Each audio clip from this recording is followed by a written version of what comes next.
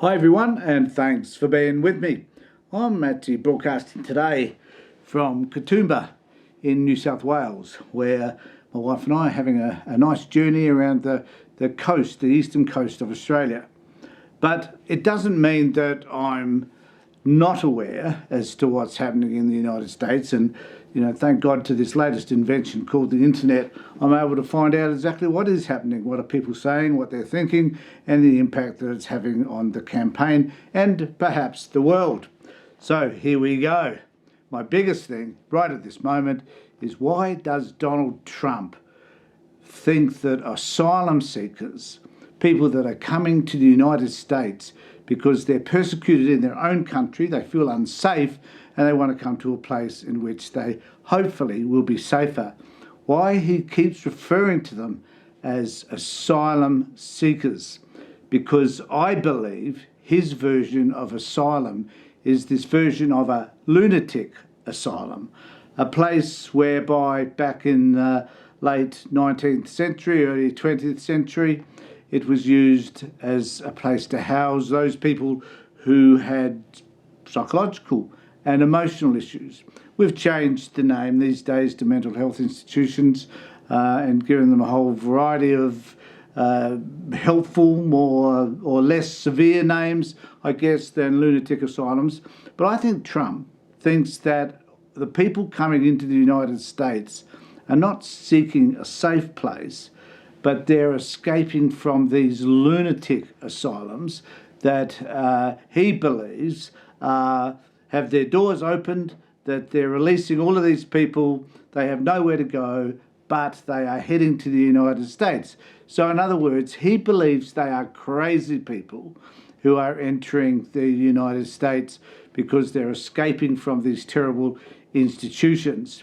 Now, this probably tells us a lot about who Trump is, how he thinks about the world, how he manifests ideas based on very little information, and how he conflates that into his sense of reality.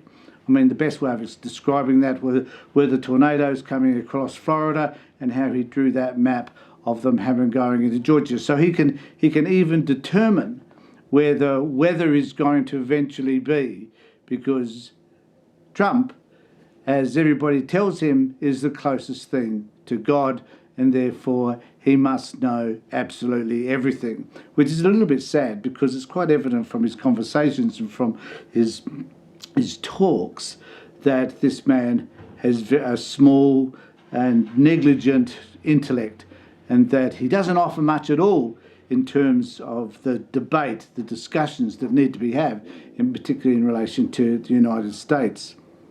But things have changed. Not only is he lost in this world of all these people escaping from these lunatic asylums, he's also lost because he was anticipating that he would be able to defeat Joe Biden and win the presidency, because Joe Biden was performing so poorly. I mean, obviously that's stated in the blinking obvious. But the reality now is that things have changed for him, that he's now confronted by a woman of colour, and someone who has an intellect that far exceeds his own. And I think the most important fourth factor of all of this is that she was a prosecutor, and she knows how to prosecute sexual offenders, fraudsters, and people who decide to break the law. So she has now got, or he has now got, this person who's also running for president that has got him worked out, if you like, that understands who he is and who is far more articulate. And up until this point, we hadn't seen Joe Biden really confront Trump over any particular issue. Now, the area in which Trump lacks the most expertise is in policy. He's great at calling people's names. The right wing have gone crazy trying to find an appropriate name for Kamala Harris, and they haven't landed anything at this particular point. And none of that will service them at all, because at the end of the day, obviously, what people want, no matter where you live, no matter what electorate you're in, you want to know how the policies of the parties are going to affect you. Well, at this moment, there is nothing to indicate that Trump has any idea apart from inflation, which he still can't articulate, the borders, which have actually decreased the number of border crossings since Biden's been in power compared to Trump, and a few other minor issues like the cost of living and so forth. They are issues which still have to be articulated by Kamala Harris. But Trump has no answers for any of them. In fact, the way Trump thinks and works is that the best thing he could do is attack, call people a name, put them down, call them stupid. And it's really interesting watching the projection of Trump at the moment, because he's also referring to Kamala Harris as stupid.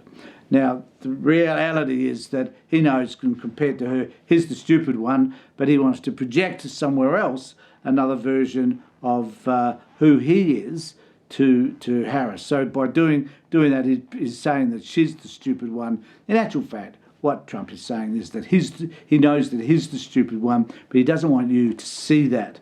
So he decides to call somebody else the very thing that he is. So it's interesting politics to see how it's working out at the moment, and to see how this new wave of Kamala Harris is going to manifest in the United States. Because right at the moment, the dollars are there, they're pouring in, the interest and the enthusiasm for Harris is increasing at a remarkable rate. But the question really is at this point whether this can be sustained over time.